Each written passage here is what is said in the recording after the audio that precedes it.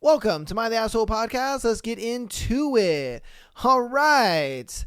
Without further ado, you know what it is. We dive straight into the sauce, sip straight to the juice. We got our scenario.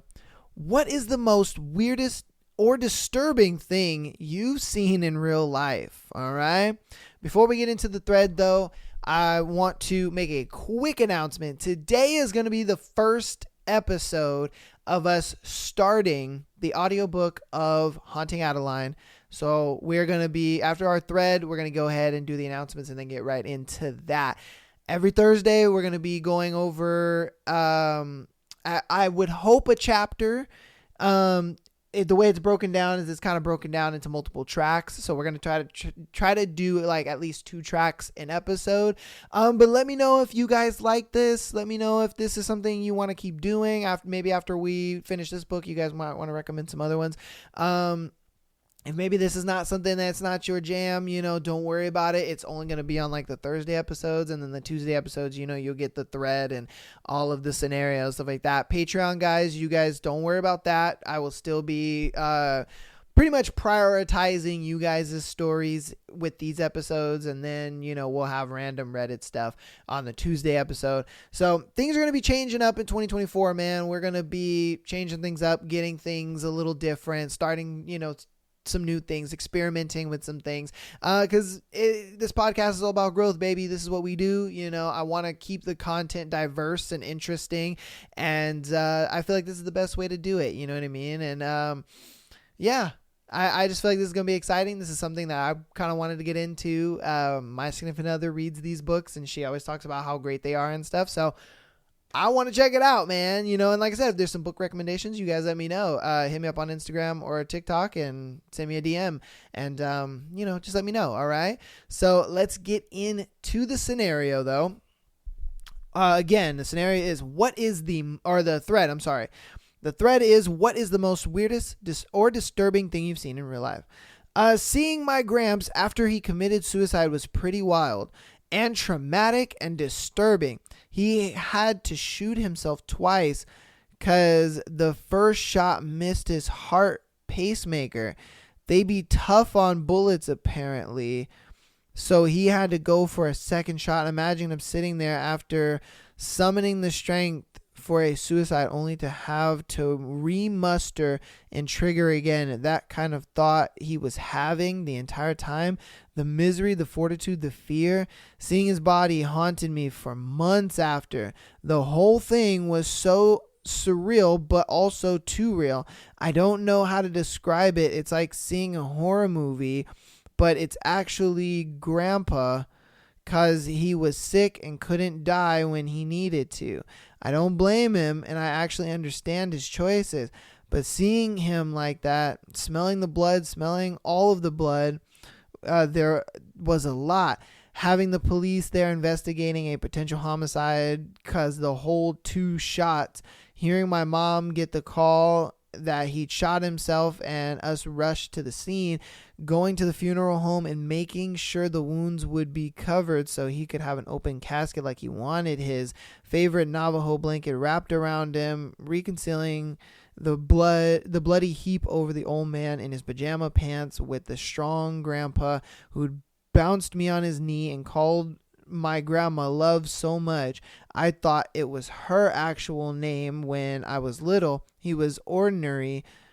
He was ornery and not perfect, but he shouldn't have had to die like this. And he's why I fully believe in assisted suicide.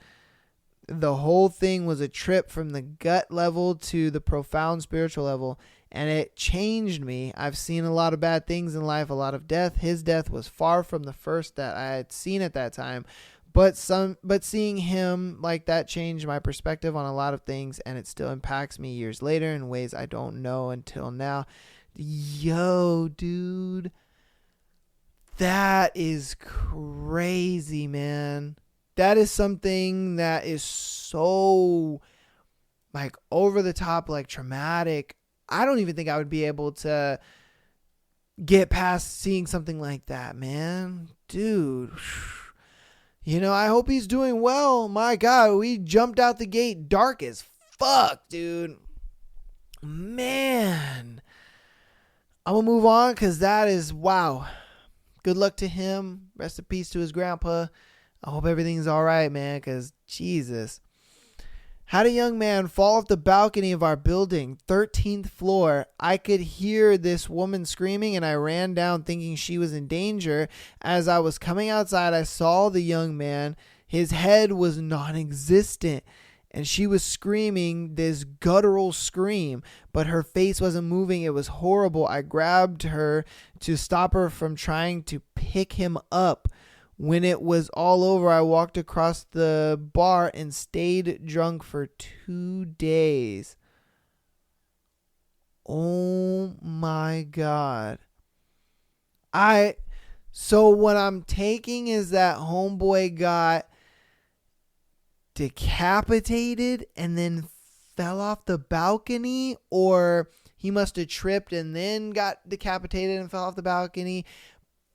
But the whole thing is he saw the head on the floor and pretty much the body on, off the balcony down on the floor level. And she was trying to pick up the head. Yo, man. Yo, dude, you guys are going through some crazy shit. Oh my God. Like, usually, we laugh and have some fun on this show, but when it's shit like shock value like this, my goodness. And I was thinking, I don't know, because it said, what's the weirdest, you know what I mean? So I was thinking, I'll be some weird stuff, you know what I mean, here and there, but nothing like that. Oh my God.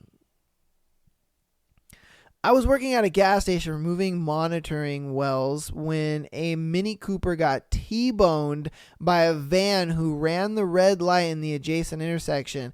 It was the crack of dawn, so we were the only people out. The Mini was hit so hard the car jumped the curb and came to a smoking stop only 5 feet from me and my crew.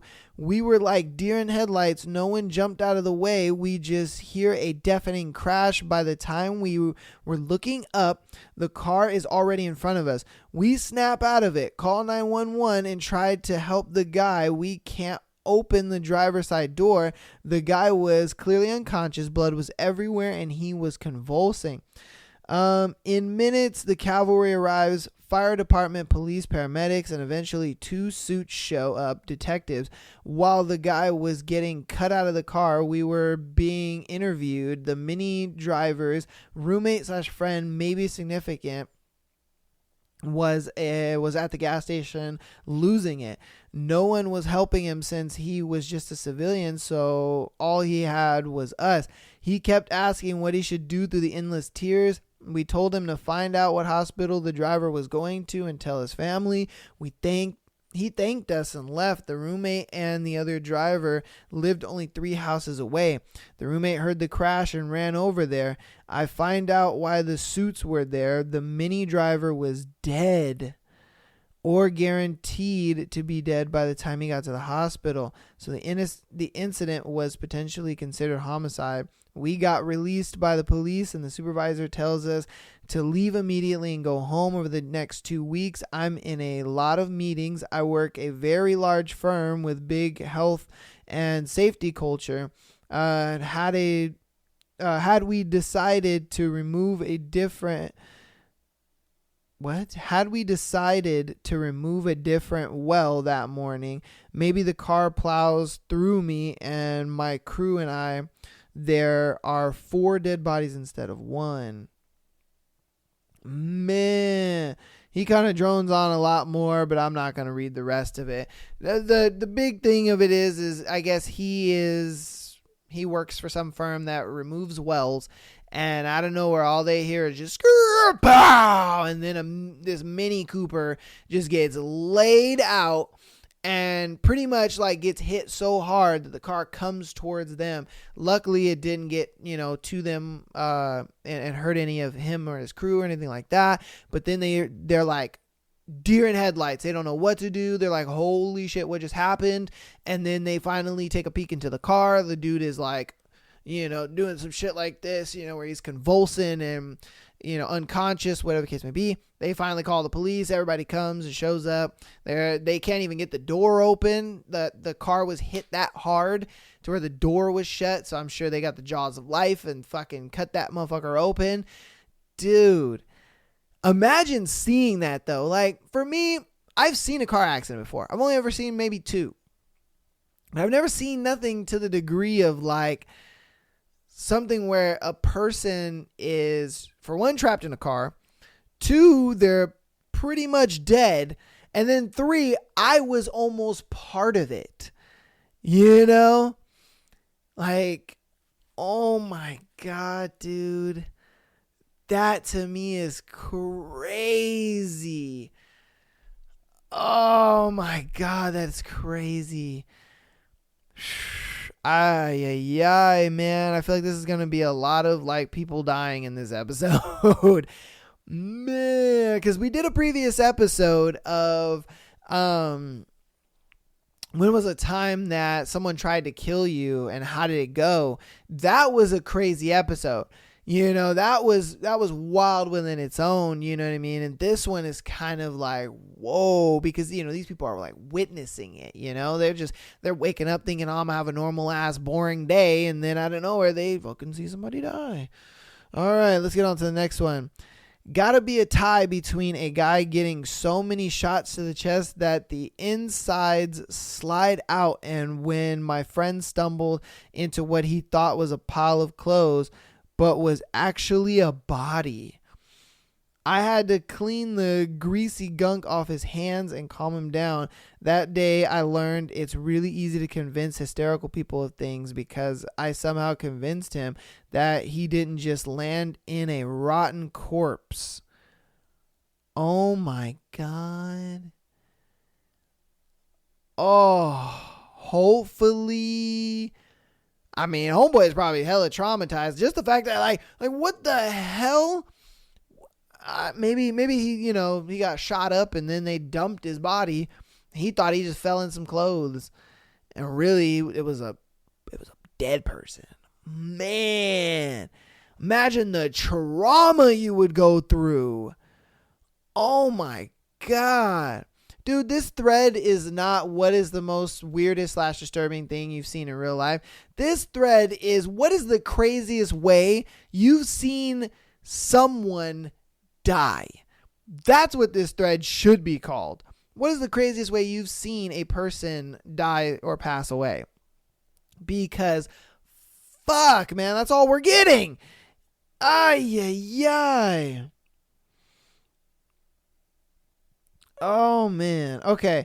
When I was a kid, maybe 10 or 12, my father's friend told us that there was a wounded deer with 2 broken legs struggling to move down the road to our house in a very, very rural area. Nearest the neighbors was miles away. My older brother was and is a very disturbed person. He said, let's go find the deer. And we went down and found the poor thing. It must have been hit by a car. So my brother said we have to put it out of its misery, and he then brandished a big Rambo buck knife and he brought it with him and ran up to the deer and hopped into it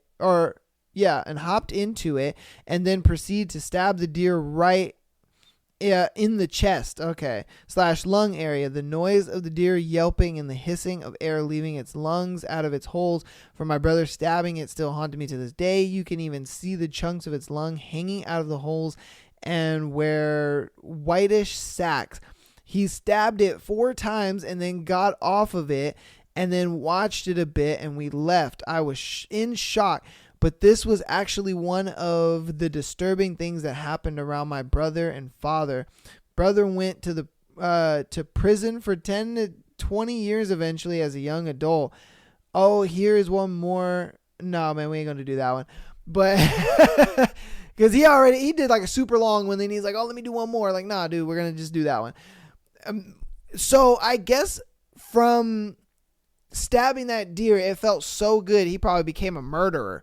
The fact that he was in jail 10 to 20 years later, it's like, yo, that's like some Jeffrey Dahmer shit where homeboy, he liked, killing rats and feeling organs and shit like that. Like, it always starts with animals.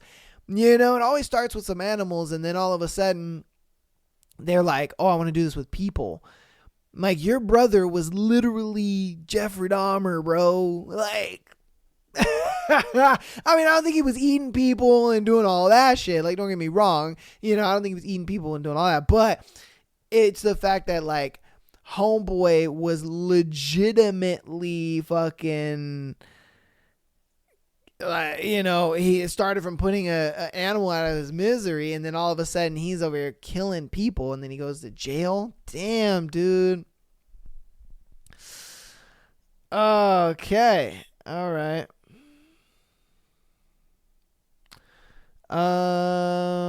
Okay. A 60-year-old woman passed away from a car accident, lying alone in the street with both her legs torn off below the knee. Nobody did anything to help. Her feet were still in her shoes, and it just looked like meat in a lot of areas in the road. Everybody just stared and started to block off the roads for the police. I even saw one person film the dead woman from a short distance away. She was hit by a 19-year-old drunk driver. Oh my God. I forgot to mention she was a pedestrian crossing the street on her bike when the driver hit her. Oh my God. Imagine seeing that. You're just like, what the fuck is going on over there? Why is everybody... And then so, you kind of get to the front and you see just this old lady in the middle of the road. Her legs up to her knee are just gone. Her feet are still in her shoes, everything. And there's just chunks of ligament everywhere. And this 19-year-old kid is just drunk in his car, wondering what the fuck is going on. Wow, bro. That is crazy. Oh, I could never see stuff like that. If I'm being honest with you, like, for me, I would see that kind of stuff and be like, yeah, no. You know what I mean? I'd be like, no, I can't see this, because I'm not really good with blood. If I'm being honest with you, like, I can't even have my blood drawn and like see it go into the needle type shit. I'm just like, I can't even do that. So imagine seeing stuff like this. I'd probably lose my lunch. My goodness. All right. Let's see. I was on a beach in California, pretty remote. A cliff overlooked it, and at the bottom of the cliff there were piles and piles of driftwood logs. I went climbing around the logs and came upon a dying fawn. I figured it fell from the cliff and must have broken its legs or worse from the fall. It was so dehydrated, barely breathing, I considered carrying it out of there, but it was a long hike out and almost sundown, and I had no idea what I'd do with it even if I got it back to my car. I considered putting it out of its misery, but I couldn't do it. I stayed with it while petting it and telling it was beautiful and that I hoped it had some joy in its life, and I am sorry. Man. There was a time at work, me and my buddy, back when he did work with us, we found this baby bird, and we didn't know, like, we were sitting down and, we were just chilling and we were talking, and then he was just like, hey, yo, is that a bird? And I was like, yo, it is a bird. And it had its eyes closed, and it was just kind of like hanging on the side of like a box. And we thought, okay, the bird is like, sleep. You know what I mean? Because it was probably like 2 a.m, whatever the case may be. So we figured the bird was asleep. So, we were chilling. We go to lunch and we come back. The bird is still there. And we're like, what the heck is going on? So we try to like move the bird or whatever. And we notice the bird can't fly. Something must have happened to the bird. We don't know what happened. Its wing must have broke or whatever the case may be. And so we were like, holy shit, this bird is actually gonna die. Like, it's got a broken wing, it's probably dehydrated, hasn't drank anything. We tried to give it water, we tried to like put it in a little cap, you know what I mean, and try to get it to like drink out of the water or whatever. It wasn't doing it because it looked at us and it was just like, oh my god, I'm gonna die. And we try not to give it a heart attack, because I think it was like a hummingbird or something like that. And so, we put it in a box because we were like, oh, we don't want nothing to happen to it. Sadly, though, the bird ended up passing away, and we gave it a funeral and buried it at the job site. And, that was that, man. Stuff like that does happen, and it's horrible because, we were like, dude, we're going to put it in a box. We even like made a sign. So we got one, like a sticker, and it was like a blank sticker, and we wrote on there, and we was like, baby bird injured or whatever. And I was like, I'll just take it to, like a vet place, and then they can take it to like a wildlife center or something like that. Like, we Googled what to do. We Googled places near and stuff like that. And so that's what we were going to do. But sadly, it was all in vain. And yeah, man, that was that. It kind of sucked, dude. It kind of sucked. It was something where we were just like, ah. And we felt so bad, because we were like, dang, we really wanted to do something like that. But that type of shit happens, man. That type of shit does happen. And it does suck. Okay. All right. I've been working in a hospital for years, and dead bodies are very weird. They are in fact dead, and they aren't staring at you and obviously can't blink. Tell that to your mind, though. You'll definitely swear you've seen one blink. Okay. That is scary. That is kind of scary. Like, imagine... man, you hospital workers and all that stuff. I couldn't work at a morgue. I couldn't work with dead bodies, bro. I just could not do it. Imagine being in a hospital and, your patient passed away, and it's unfortunate, but it is what it is, and it happens every single day. And sadly, they got to get that motherfucker out of there because they need that bed for the next person, and so on and so forth. And you're just like looking at this person, and then there's no life in there, but you could swear that there is life in there just a little bit, and you just freak yourself out. Oh, dude, that's just crazy to think about. Man, y'all gonna have some nightmares. Hopefully you aren't listening to this late in the night, because you about to have some nightmares, man. God damn. Thinking about dead bodies blinking at you and shit. I wouldn't say weird, but definitely disturbing, traumatizing, really. My partner passed away from self-inflicted gunshot wound. He literally ate a bullet. Oh my God. His face looked exactly like it did every time I woke up next to him snoring. His eyes were gently closed, and his mouth was only slightly open. The color of blood was unreal. I had to grab his shoulders and pull him out from between the wall and the bookshelf he collapsed into. I turned his face to me, and I felt the blood in his hair, between his fingers. I had my hand on his back, and he was so warm. I could feel his heart wasn't beating, his lungs weren't breathing, his blood wasn't moving.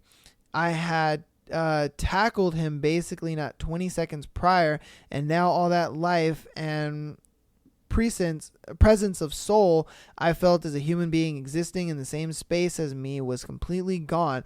I immediately felt that he was gone, but I begged for an ambulance anyway. Not soon after that, I heard the last of whatever was in him came out from between the blood leaking out of his mouth. It was making me nauseous thinking about it.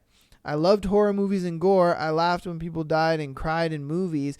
I callously scrolled through hundreds of news articles daily detailing death and suicide. Ever since then, I can't deal with it anymore. Man, yeah, for all you like horror movie lovers and stuff like that, the moment that shit actually happens to you, you're like, I can't do it, because you're just it's PTSD inducing at that point. You're just like, oh fuck no. God damn, man. Oof. And then that sucks because, that was her boyfriend or her husband or whoever it was. It was somebody obviously she was living with and that she, loved, because she was just like, I just remember hugging him and, him being so full of life. And then all of a sudden it's like the next time I hug him, he's just lifeless. He's just lifeless. There's nothing there. You know what I mean? You feel no semblance of life or vitality anywhere. That must be wild. For me, luckily, I've never gone through any of this stuff, and I'm sure that there'll be a time, everybody does, when you have a family member pass away, or if you have significant other pass away, or even if your parents get to a point where they just live their life. It's not a thing where they prematurely died or nothing. They just lived their life and they passed away naturally. It sucks, man, and I know I'm gonna go through it eventually, and it lucky for me, I'll probably got at least another 30 years before that happens. But my goodness, that to me is kind of crazy, dude. Oh man. But that I'm going to go ahead and end that thread here. That this thread has been getting really dark. It's been getting kind of crazy. I didn't think that this thread was going to be this dark, if I'm being honest with you. I didn't think this thread was going to be like this. I thought this thread was going to be a little more funnier, lighthearted, they see some weird shit or whatever, but it was a lot of people passing away, man. And a lot of crazy car accidents and, people getting ran over and all that kind of stuff. Man, I mean, if you're into that gory stuff, hey, you're into that. I know I couldn't do it, man. I know that I couldn't do it. Oh, but hey, it is what it is. Like I said, I don't like to just do funny stuff. I like to get into all kinds of different things. You know what I mean? Just like I said, this podcast has opened my eyes to the world that we live in and experiences of other people, and being able to put ourselves into the shoes of other people is kind of crazy, and the fact that you guys get to kind of do this with me, I think is really cool through this podcast. So, thank you guys for the support. And that reminds me, let's get into the announcements. Thank you guys for all the support, man. You guys supported the absolute hell out of me in 2023, and I cannot thank you guys enough for all that support in 2023, man. It's been crazy. I started the podcast August 14th. I'm sorry. I started on August 14th, 2023. And ever since then, from August all the way to December, you guys supported, you guys downloaded, followed on TikTok, liked the clips, followed on Instagram, liked the clips there. You guys pop into the live shows here and there, and you check that out. Even if you don't pop into the live shows, you guys still show support on the listening platforms, and I thank you guys so much for all that, man. I could not ask for a awesomer audience than you guys. You guys are awesome, and the audience is growing every single day, if I'm being honest with you, which is super awesome. And I think that's awesome that you guys come back every Tuesday, Thursday to come listen to your boy and his shenanigans, and I thank you guys so much for that, and to listen to my wacky ass dumb opinions on shit. You know what I mean? I love that. I love when people come into the comments and they share their own experiences and they share their own situations, and they answer the thread question, you know what I mean, as if they're part of the thread. And I love that. I love seeing you guys' responses to that stuff. TikTok has really been able to grow a community there. And so I've been actually loving the support like crazy. Man, thank you guys so much. The show is going to keep evolving. It's going to keep getting in, like, over 2024. We're going to be getting into some new stuff. I'm going to find some new ideas and new ways to kind of just spice the show up and keep it going. Today, we're going to be starting our very first innovation, where we're going to start with like audiobooks. We're going to some crazy ass audiobooks. My significant other, she is a book talk person. She loves these, wild and crazy books about like a guy stalking a girl or whatever the case may be. And, it's just shit like that. And so, they're kind of sexy books too, a little bit. So, we're going to be getting into that as well.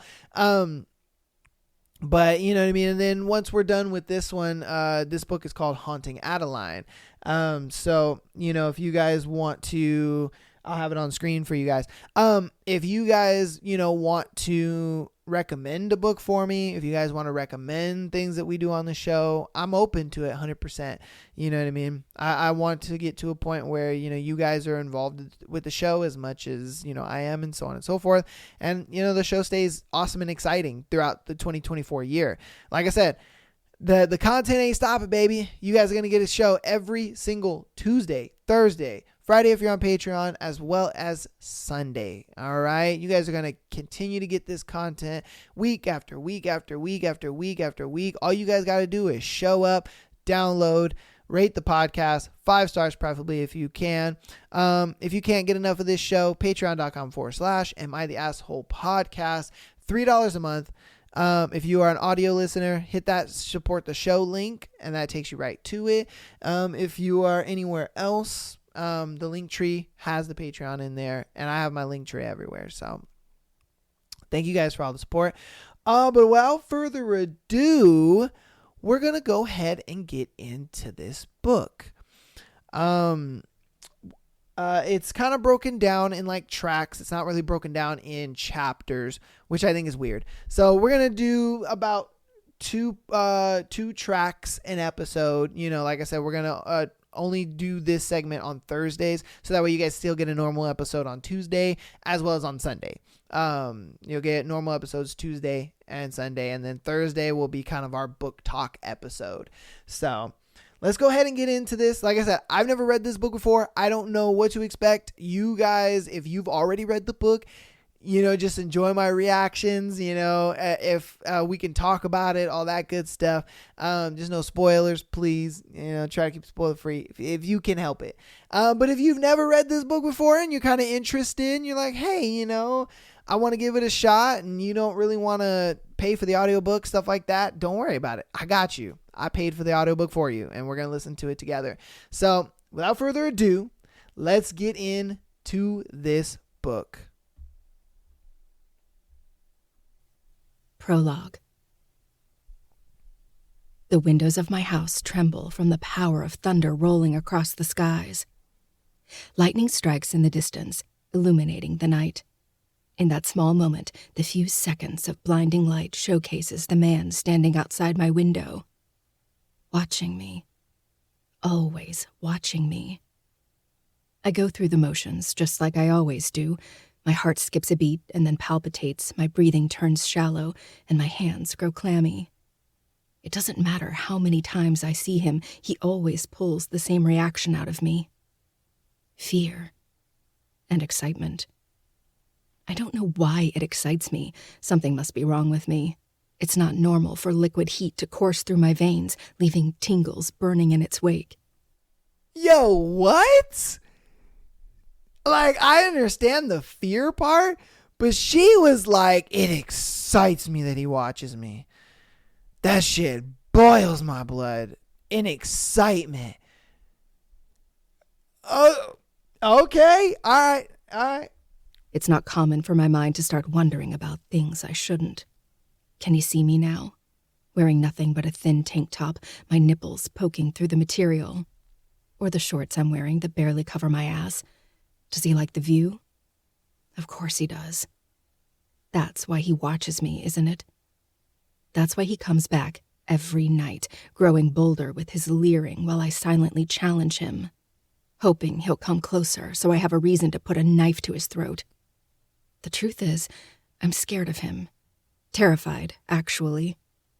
But the man standing outside my window makes me feel like I'm sitting in a dark room, a single light shining from the television where a horror flick plays on the screen. It's petrifying, and all I want to do is hide. But there's a distinct part of me that keeps me still, bearing myself to the horror, that finds a small thrill out of it. It's dark again, and the lightning strikes in areas further away. My breathing continues to escalate. I can't see him, but he can see me. Ripping my eyes away from the window, I turn to look behind me in the darkened house, paranoid that he's somehow found a way inside. No matter how deep the shadows go in Parsons Manor, the black and white checkered floor always seems visible. I inherited this house from my grandparents. My great-grandparents had built the 3-story Victorian home back in the early 1940s through blood, sweat, tears, and the lives of 5 construction workers. Legend says, or rather Nana says, that the house caught fire and killed the construction workers during the building structure phase. I haven't been able to find any news articles on the unfortunate event, but the souls that haunt the manor reek of despair.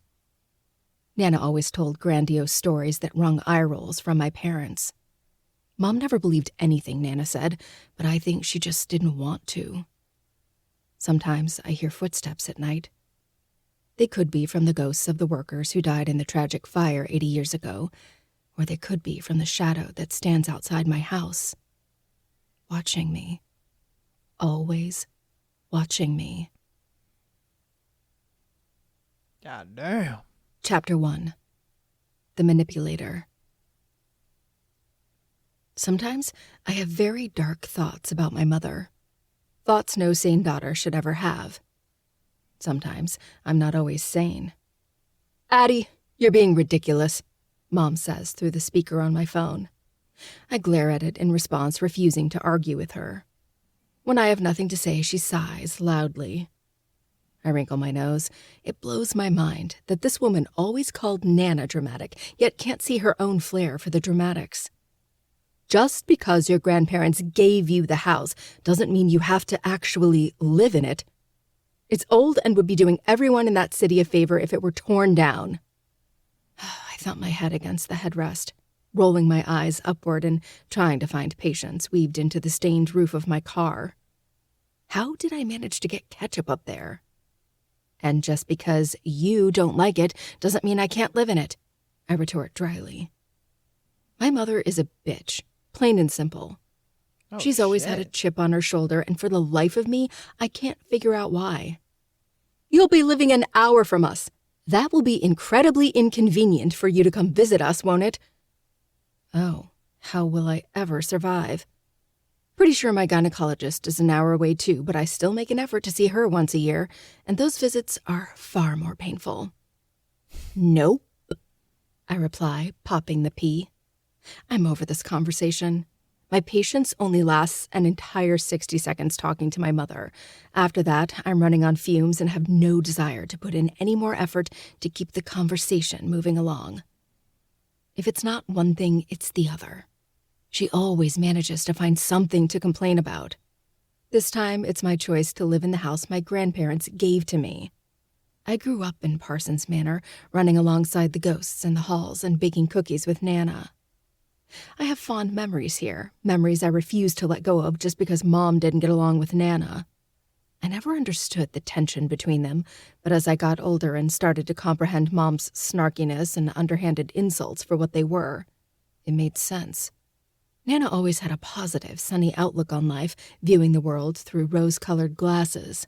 She was always smiling and humming, while Mom is cursed with a perpetual scowl on her face and looking at life like her glasses got smashed when she was plunged out of Nana's vagina. I don't know why her personality never developed past that of a porcupine.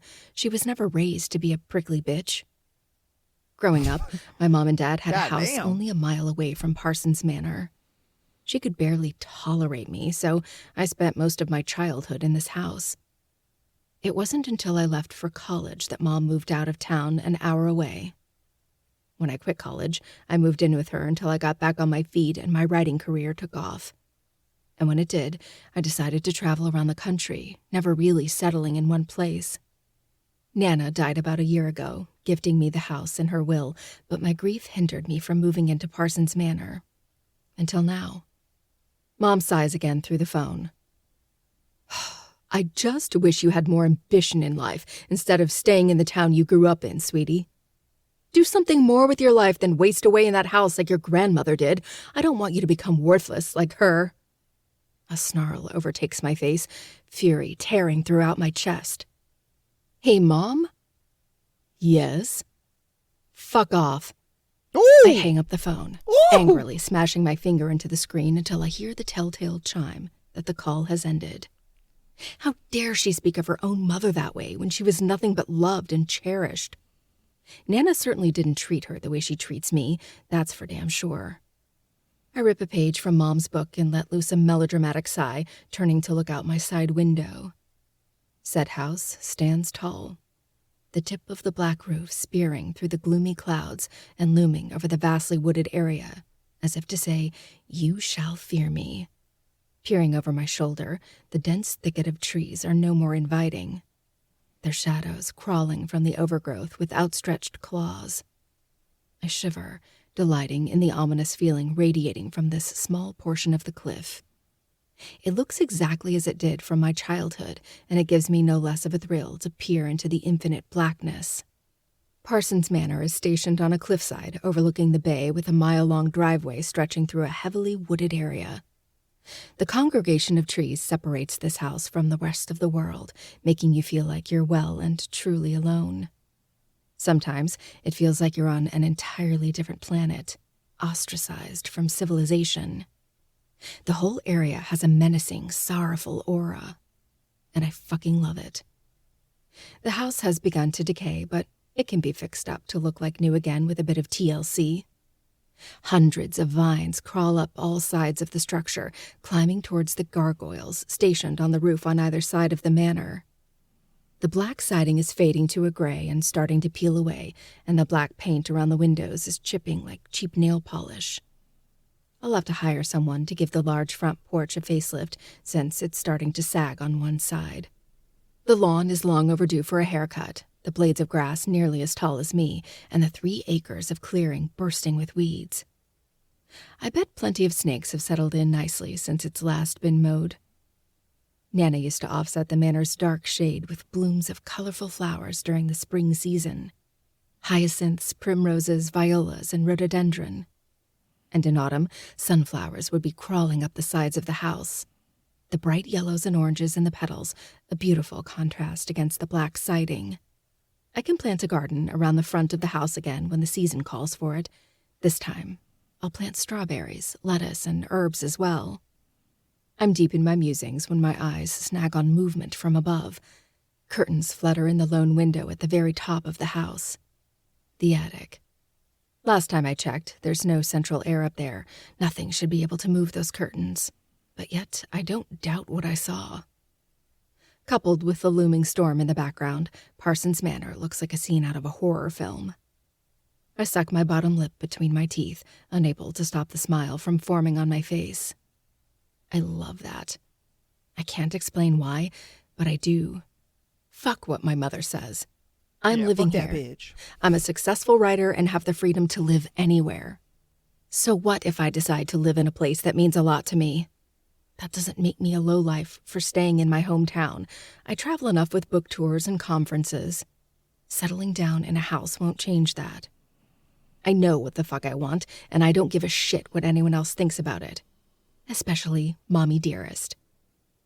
The clouds yawn and rain spills from their mouths. I grab my purse and step out of my car, inhaling the scent of fresh rain. It turns from a light sprinkle to a torrential downpour in a matter of seconds. I bolt up the front porch steps, flinging drops of water off my arms and shaking my body out like a wet dog. I love storms. I just don't like to be in them. I'd prefer to cuddle up under the blankets with a mug of tea and a book while listening to the rain fall. Facts. I slide the key into the lock and turn it, but it's stuck, refusing to give me even a millimeter.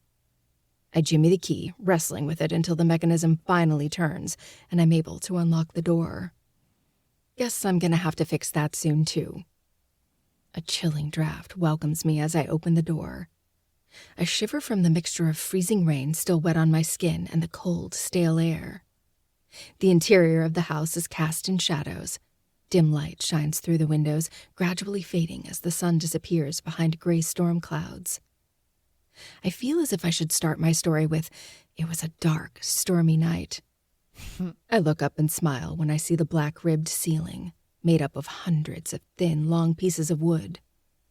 A grand chandelier is hanging over my head, golden steel warped in an intricate design with crystals dangling from the tips. It's always been Nana's most prized possession. The black and white checkered floors lead directly to the black grand staircase, large enough to fit a piano through sideways, and flow off into the living room. My boots squeak against the tiles as I venture further inside. This floor is primarily an open concept, making it feel like the monstrosity of the home could swallow you whole. The living area is to the left of the staircase. I purse my lips and look around. Nostalgia hitting me straight in the gut. Dust coats every surface, and the smell of mothballs is overpowering, but it looks exactly how I last saw it, right before Nana died last year. A large black stone fireplace is in the center of the living room on the far left wall, with red velvet couches squared around it. An ornate wooden coffee table sits in the middle, an empty vase atop the dark wood. Nana used to fill it with lilies, but now it only collects dust and bug carcasses. The walls are covered in black paisley wallpaper, offset by heavy golden curtains. One of my favorite parts is the large bay window at the front of the house, providing a beautiful view of the forest beyond Parsons Manor. Placed right in front of it is a red velvet rocking chair with a matching stool. Nana used to sit there and watch the rain, and she said her mother would always do the same.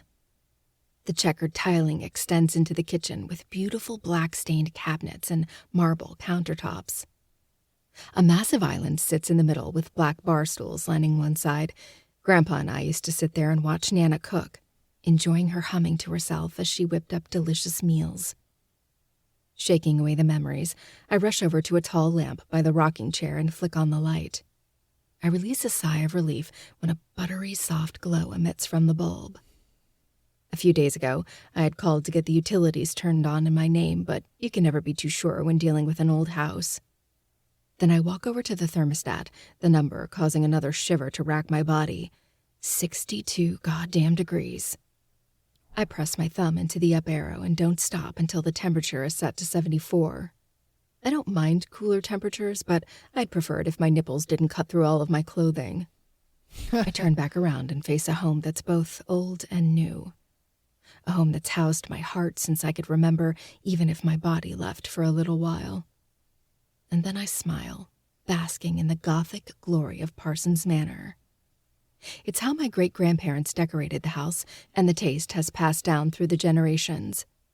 Nana used to say that she liked it best when she was the brightest thing in the room. Despite that, she still had old people's taste. I mean, really, why do those white throw pillows have a border of lace around them and a weird embroidered bouquet of flowers in the middle? That's not cute. That's ugly. I sigh. Well, Nana, I came back, just like you wanted. I whisper to the dead air. Are you ready? My personal assistant asks from beside me. I glance over at Marietta, noting how she's absently holding out the mic to me, her attention ensnared on the people still filtering into the small building. This local bookstore wasn't built for a large number of people, but somehow they're making it work anyway. Hordes of people are piling into the cramped space, converging in a uniform line, and waiting for the signing to start. My eyes rove over the crowd, silently counting in my head. I lose count after 30. Yep, I say. I grab the mic, and after catching everyone's attention, the murmurs fade to silence. Dozens of eyeballs bore into me, creating a flush all the way to my cheeks. It makes my skin crawl, but I love my readers, so I power through it. Before we start, I just wanted to take a quick second to thank you all for coming. I appreciate each and every one of you, and I'm incredibly excited to meet you all. Everyone ready? I ask, forcing excitement into my tone. It's not that I'm not excited, I just tend to get incredibly awkward during book signings. I'm not a natural when it comes to social interactions. I'm the type to stare dead into your face with a frozen smile after being asked a question, while my brain processes the fact that I didn't even hear the question. It's usually because my heart is thumping too loud in my ears. I settle down in my chair and ready my Sharpie. Marietta runs off to handle other matters, shooting me a quick good luck. She's witnessed my mishaps with readers and has the tendency to get secondhand embarrassment with me. Guess it's one of the downfalls of representing a social pariah. Come back, Marietta. It's so much more fun when I'm not the only one getting embarrassed. The first reader approaches me, my book The Wanderer in her hands with a beaming smile on her freckled face. Oh my God, it's so awesome to meet you, she exclaims, nearly shoving the book in my face. Totally a me move. I smile wide and gently take the book. It's awesome to meet you too, I return. And hey, Team Freckles. I tack on, waving my forefinger between her face and mine. She gives a bit of an awkward laugh, her fingers drifting over her cheeks. What's your name? I rush out before we get stuck on a weird conversation about skin conditions. Geez, Addie, what if she hates her freckles? Dumbass. Megan, she replies, and then spells the name out for me. My hand trembles as I carefully write out her name and a quick appreciation note. My signature is sloppy, but that pretty much represents the entirety of my existence. I hand the book back and thank her with a genuine smile. As the next reader approaches, pressure settles on my face. Someone is staring at me. But that's a fucking stupid thought because everyone is staring at me. I try to ignore it and give the next reader a big-ass smile, but the feeling only intensifies until it feels like bees are buzzing beneath the surface of my skin while a torch is being held to my flesh. It's unlike anything I've felt before. The hairs on the back of my neck rise, and I feel the apples of my cheeks heating to a bright red. Half of my attention is on the book I'm signing and the gushing reader, while the other half is on the crowd. My eyes subtly sweep the expanse of the bookstore, attempting to scope out the source of my discomfort without making it obvious. My gaze hooks on a lone person standing in the very back. A man. The crowd shrouds the majority of his body, only bits of his face peeking through the gaps between people's heads. But what I do see has my hand stilling mid-right. His eyes. One so dark and bottomless it feels like staring into a well, and the other an ice blue so light it's nearly white, reminding me of a husky's eyes. A scar slashes straight down through the discolored eye, as if it didn't already demand attention. When a throat clears, I jump, snatching my eyes away and looking back to the book. My Sharpie has been resting in the same spot, creating a big black ink dot. Sorry, I mutter, finishing off my signature. I reach over and snag a bookmark, sign that too, and tuck it in the book as an apology.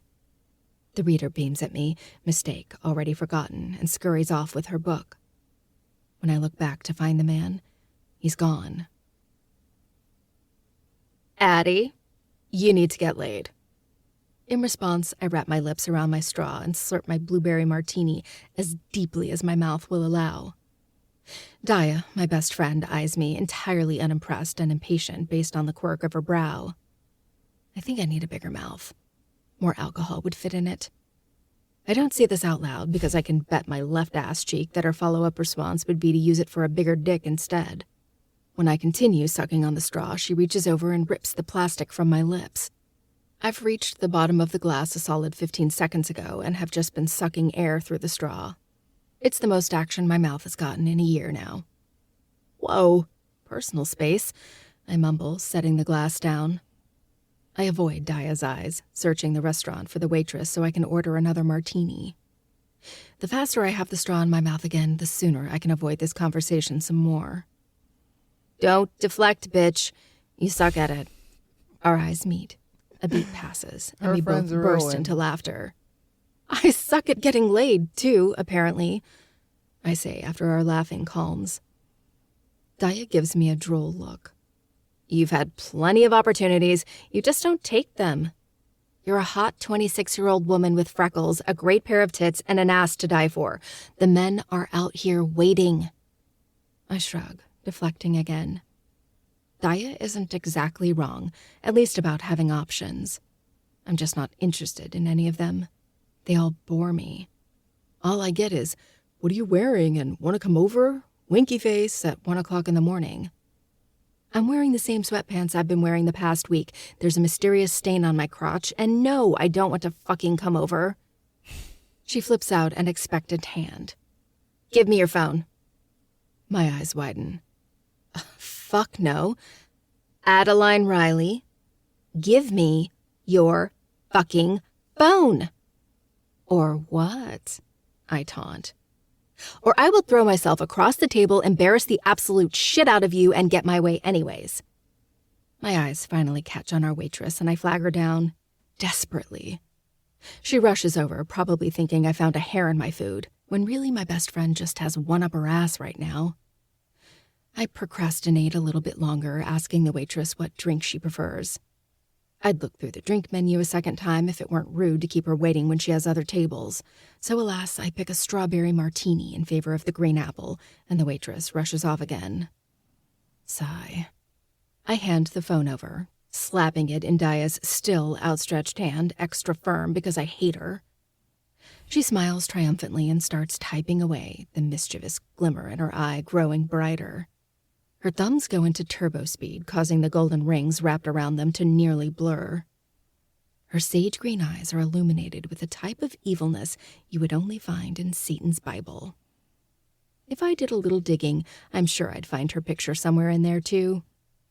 A bombshell with dark brown skin, pin-straight black hair, and a gold hoop in her nose. She's probably an evil succubus or something. "Who are you texting?" I groan, nearly stomping my feet like a child.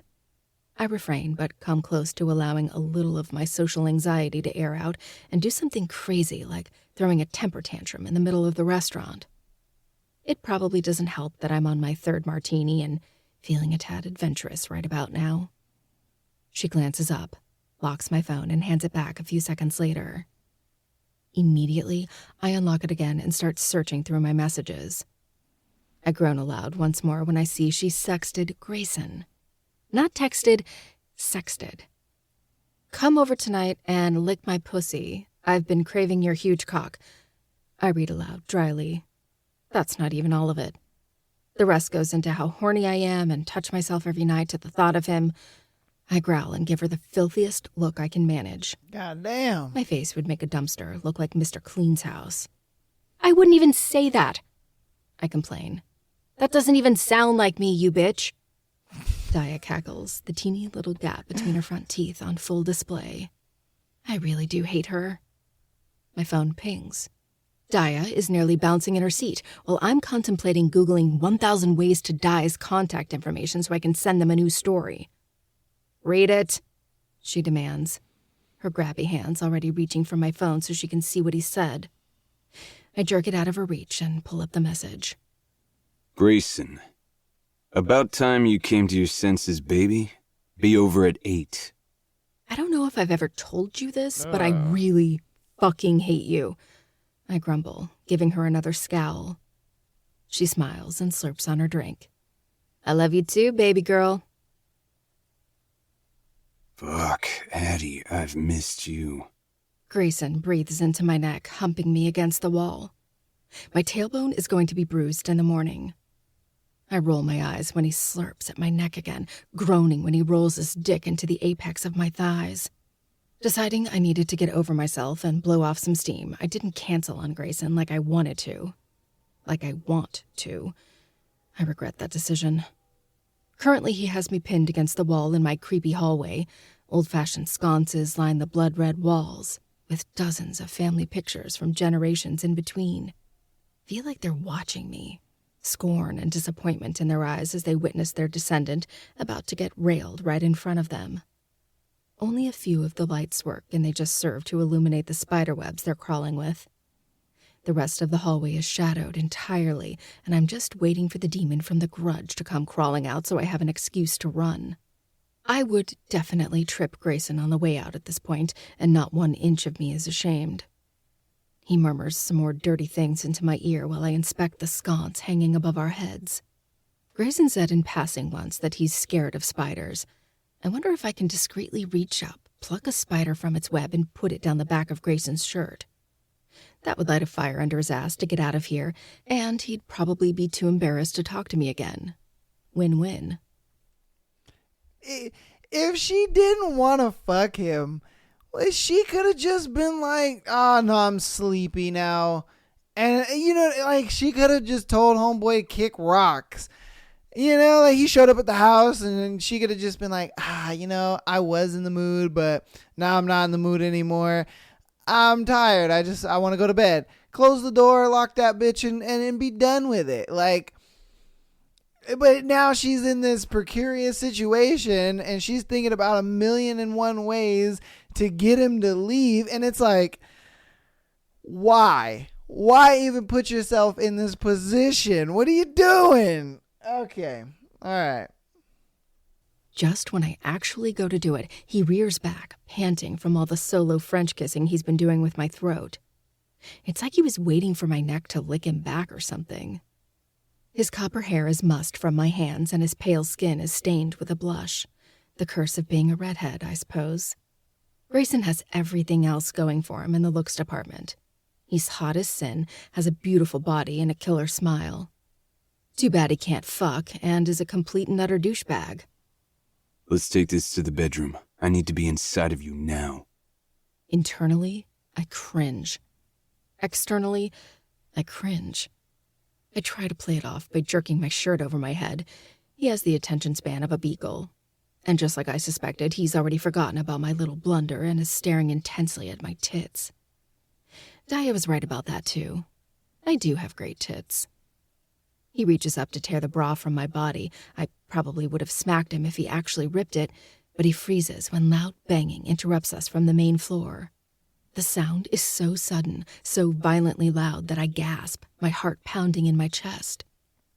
Our eyes meet in stunned silence. Someone is pounding on my front door, and they don't sound too nice. Are you expecting someone? He asks, his hand dropping to his side, seemingly frustrated by the interruption. He even sounds like a douchebag, too. Hey, you expecting someone? Like, he doesn't even sound like an attractive guy. He fucking sounds like he sounds like an 80s douchebag kind of thing. Oh, I was totally missing you, Adeline. Yeah. With a little bit of Down syndrome or some shit. Like as if he's trying so hard to make his voice deep, but his voice just isn't like actually that deep. And so he's just trying really hard. Oh, yeah. I totally miss you. Let's take this to the bedroom. I need to be inside you like now. You know what I mean? Like, he not only sounds like a douchebag, but he just sounds like a hot dude with Down syndrome. Oh my God. Ay. No, I breathe. I quickly tug my shirt back on, backwards, and rush down the creaky steps. Taking a moment to check outside the window next to the door, I see the front porch is vacant. My brow furrows. Letting the curtain fall, I stand in front of the door, the stillness of the night closing in on the manor. Grayson walks up beside me and looks over at me with a confused expression. You gonna answer that? He asks, dumbly, pointing at the door as if I didn't know it was right in front of me. I almost thank him for the directions just to be an ass, but refrain. Something about that knock has my instincts blaring code red. The knock sounded aggressive, angry, like someone had pounded on the door with all their strength. A real man would offer to open the door for me after hearing such a violent sound, especially when we're surrounded by a mile of thick woods and 100-foot drop into the water. But instead, Grayson stares at me expectantly, and a little like I'm stupid. Huffing, I unlock the door and whip it open. Again, no one is there. I step out onto the porch, the rotting floorboards groaning beneath my weight. Cold wind stirs my cinnamon hair, the strands tickling my face and sending shivers racing across my skin. Goosebumps rise as I tuck my hair behind my ears and walk over to one end of the porch. Leaning over the rail, I look down the side of the house. No one. No one on the other side of the house either. There could easily be someone watching me in the woods, but I have no way of knowing with it being so dark. Not unless I go out there and search myself. And as much as I love horror films, I have no interest in starring in one. Grayson joins me on the porch, his own eyes scanning the trees. There's someone watching me. I can feel it. I'm as sure of it as I am about the existence of gravity. Chills run down my spine, accompanied by a burst of adrenaline.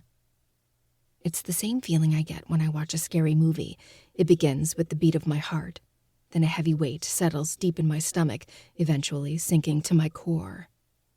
I shift, not entirely comfortable with the feeling right now.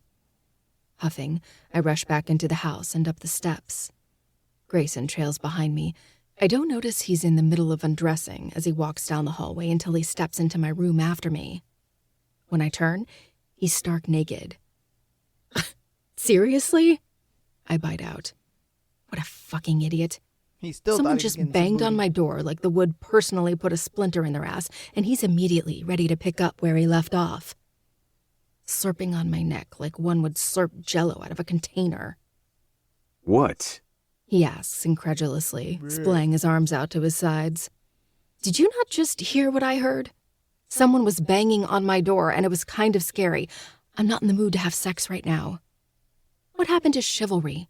I would think a normal man would ask if I'm okay. Feel out how I'm feeling. Maybe try to make sure I'm nice and relaxed before sticking their dick inside me. You know, read the fucking room. You serious?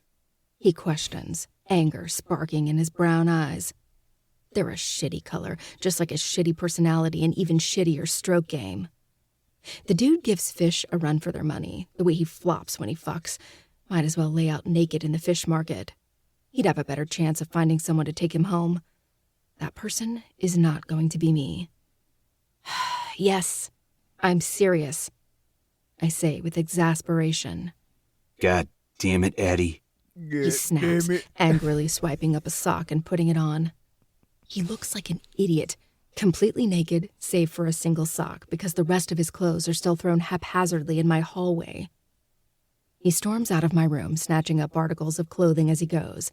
When he gets about halfway down the long hallway, he stops and turns to me. You're such a bitch, Addie. All you do is give me blue balls, and I'm sick of it. I'm done with you in this creepy fucking house. He seethes, pointing a finger at me. And you're an asshole. Get the fuck out of my house, Grayson. His eyes widen with shock first, and then narrow into thin slits, brimming with fury. He turns, cocks his arm back, and sends his fist flying into the drywall. A gasp is ripped from my throat when half of his arm disappears, my mouth parting in both shock and disbelief. Since I'm not getting yours, thought I'd create my own hole to get into tonight. Fix that, bitch. He spits. Still sporting only one sock and an armful of clothes, he storms off. You dick! I rage, stomping towards the large hole in my wall he just created. The front door slams a minute later from below. I hope the mysterious person is still out there. Let the asshole get murdered wearing a single sock. April 4th, 1944. There's a strange man outside my window. I don't know who he is or what he wants from me, but I think he knows me. He watches me through the windows when John's not home. He wears a top hat on his head, concealing his face from me. I've tried to approach him, but when I do, he runs away. I haven't told John yet. I cannot fathom why, but something keeps me from opening my mouth and admitting that a man is watching me. John wouldn't handle it well. He'd go out with his shotgun and try to find him. I must admit, I'm more afraid of what would happen to my visitor should my husband succeed. I'm very afraid of this strange man, but my God, am I also intrigued. All right. So that was chapter 1 of Haunting Adeline. Okay. It's pretty good. Obviously it's just the beginning. We're still setting things up, so it's going to get juicier, but it's kind of entertaining, I ain't going to lie to you. For one, I don't know what the fuck was going on with the whole, why does she even let homeboy in? And then, he's kissing on her and whatnot. Dude, she was talking some mad shit about that guy. I would be too. I ain't gonna lie to you. I was just like, this man, got some Down syndrome. And then she was expecting chivalry from him. And I'm like, baby, he's here on a booty call for one. And then for two, it's not like, he was really ever taking you serious before then, you know what I mean? So it's like, he looked at it like, why the fuck am I be chivalrous towards her when I'm just trying to get some booty? You know, and then I knew he wasn't gonna get no booty after that. I was like, bro, come on, you expecting to get some booty, and you come on, man, what you talking about? That's why he was saying, "Oh, fuck you, Adeline. I can't believe you keep doing this to me." And then he punches a hole in the wall, like that's gonna do something. Like, huh? I didn't understand that part. Like, what the fuck, bro? What's going through your head? You think like he punches a hole through the wall, and then she's like, "Oh my god, I'm wet again. Let's totally do it. Oh my god." You know, like, come on, bro. Like, okay. Hey, if it works for him, I guess it works for him, you know. Whatever, Grayson. Hope you die with your one sock on, bro. Oh, man. But yeah, that's going to be that segment. Like I said, on Thursday, you know, next Thursday, we'll go ahead and do chapter 2, but that's all we're going to do for today. Let's go ahead and get into our Patreon submitted scenarios, and then we will go ahead and close up the show. All right, we have our first Patreon submitted scenario. If you want to get your scenario on the show, patreon.com/Am I the Asshole Podcast, $3 a month, and you can send as many scenarios as you want, as well as an exclusive episode every single Friday. So that means you'll get an episode Tuesday, Thursday, Friday, and Sunday. So if you want to get on Patreon, hop on there. If you are an audio listener primarily, go ahead and click the support the show link. If you are on other platforms, then go ahead and click on the link tree as well. So let's get into it. My friend dated our middle school teacher. Okay. So my friend, 14 male, dated our teacher in middle school, 22 female.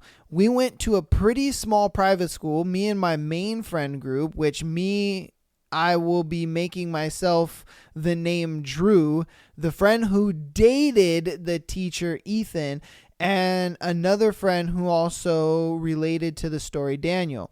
Now, we're in high school. Oh, we're in high school now, which we all went to different ones. Different ones. And one of Ethan's best friends was talking about how Ethan like gets so much girls or some shit, and how he even got the teacher. And I thought this was some sort of joke, and I didn't get it. After all, he is closer with Ethan than me, as in they share more stuff, and the same with Daniel. So a bit later, me, Ethan, and Daniel are at a restaurant, and we're talking about middle school, and they started whispering about if I should know. And I was like, come on, guys. And so they told me how Ethan had rizzed up the English teacher while at middle school, and told me, remember how Ethan was always hanging out in the English classroom, and how lots of times he didn't go to play at lunch break. Well, that's why. So apparently on numerous occasions he made out with the teacher at the English classroom, which was empty lots of the time since small school, only English teacher. I don't know how much else about the story. It was yesterday when they told me. I'm pretty sure they didn't actually have sex. That's a bigger fucking ass crime. When? What would imply that the teacher took him to her house, which not only would he not do, but I'm pretty sure the teacher had a boyfriend also. It's even more stupid than what they were already doing. So I know that our professor, who is our principal and owner of the school, almost caught them. According to Ethan, he said he doesn't know how he didn't see them, and called him an old blind guy. I also know that Daniel had the teacher's Instagram contact, and that they were chatting mid-class, which means that also Ethan had it. Something else, I remember that in the lunch break, only Ethan and the teacher were in the classroom, and they told me to get out in a funny way. I was also being funny and pretended I was spying on them, and they just told me to get away, both laughing while they did. I did go away, which I kind of regret doing. Then I didn't bother to tell anyone. I did think that something strange was going on, but while it passed through my mind the thought of, I immediately disregard it as stupid, and well, it's stupid. She's no longer working at the school. We changed teachers a lot, so it's not a surprise. And if it was something related to that, then why would they know, and would they have told me? But she was different from the other teachers, as she felt a lot more like a student than a teacher because of her age and what we talked about, because she almost never actually gave us class. We were on our phones and talked, and well, not always were the chats family friendly. As teenage kids, of course, our chats weren't family friendly, but having it with our teacher is not common. At most, when we said something really bad / sus, she would laugh and tell us to shut up. Unlike any other teachers, she was always talking with Ethan and sometimes Daniel.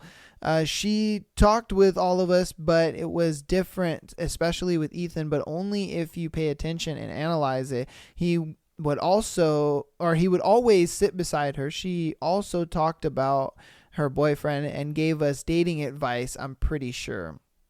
But that was dog shit advice. I mean, if she's out here messing around with a 14-year-old little boy, like, come on, bro. How good is her fucking advice, really, if I'm being honest with you? Like, yeah. I posted this purely to see the response and have a laugh or two. Maybe also discuss this. If you have any questions, I'll answer them. If you don't believe me and think I just made it up for some reason, well, I can't really prove it to you other than maybe answer an inconsistency in the story. But also remember, I'm not Ethan, and all of this is mostly from an outsider perspective and from comments from him and Daniel. Man, I mean, look, it's a small town that you guys live in, and it's like a small school. So in a way, I could kind of see it, and she's only 22, so she's kind of just like, fuck it, why not? It's not like anything's going to happen between me and this kid, and it could have been a thing where it's just like, I don't think he really rizzed her up. I think she was just kind of like, I want to see what I can make this little kid do. I don't know. I think that's kind of weird, if I'm being honest with you.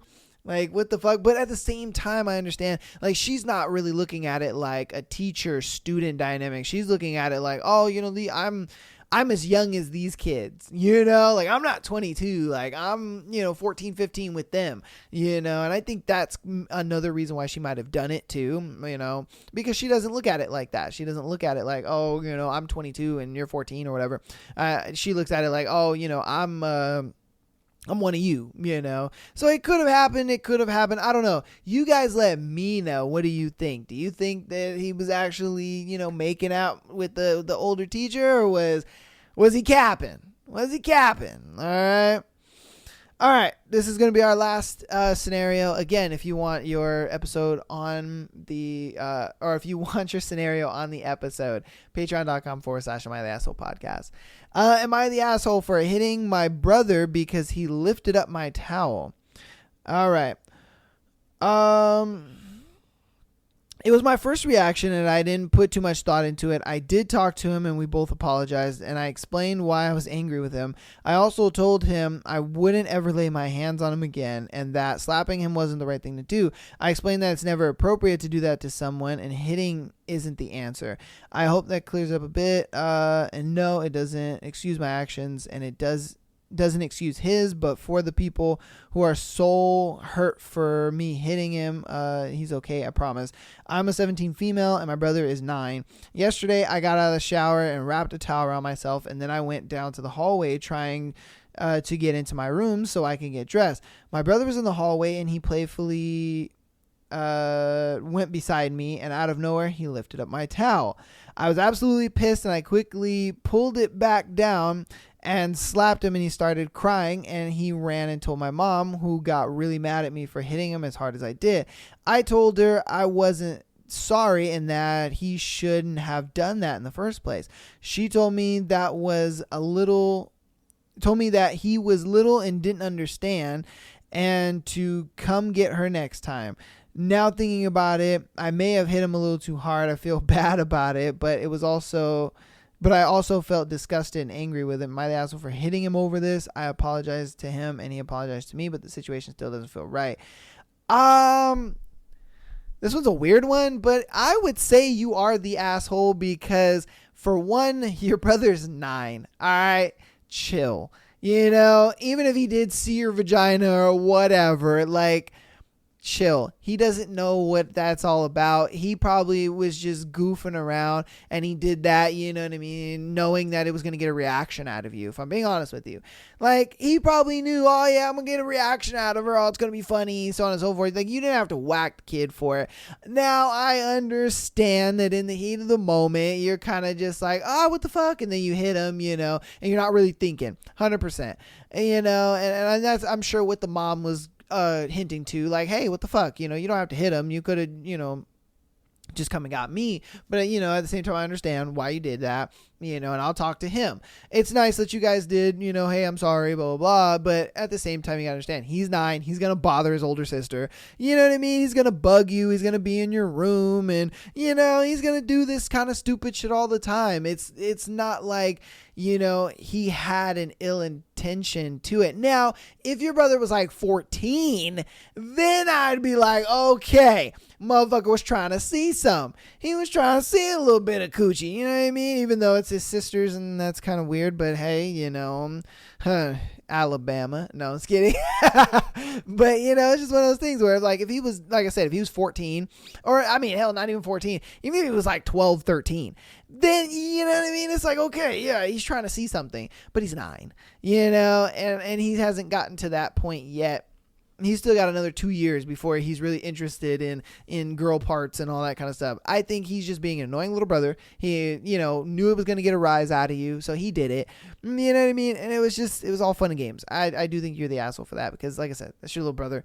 You know what I mean? And he's going to bother the shit out of you, and he's going to do dumb shit all the time. So, you know, that's what that is. Short, sweet, and concise. That's going to be today's episode, man. Thank you guys so much. I hope that you guys enjoyed our first chapter of Haunting Adeline. You know, every Thursday we're going to go over a chapter. So I hope you guys are here. You're locked in and you're ready to go because this is going to be great. This book is going to be awesome.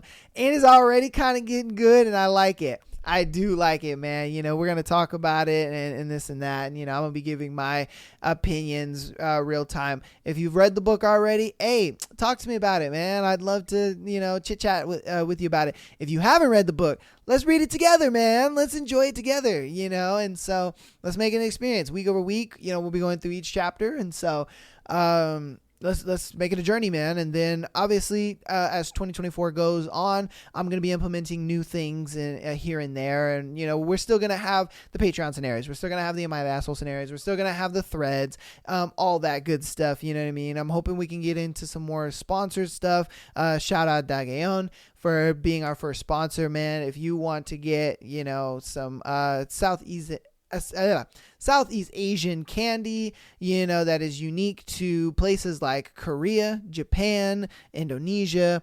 like Thailand, all that stuff, man. You know, I keep my link down there. It's a sponsor link, and that's my affiliate link. You get 5% off. And yeah, man. Let's keep it moving, dude. 2024 is gonna be the year, man. And yeah, we keep it moving, man. We keep it moving. I appreciate you guys so much. I love you guys, and peace.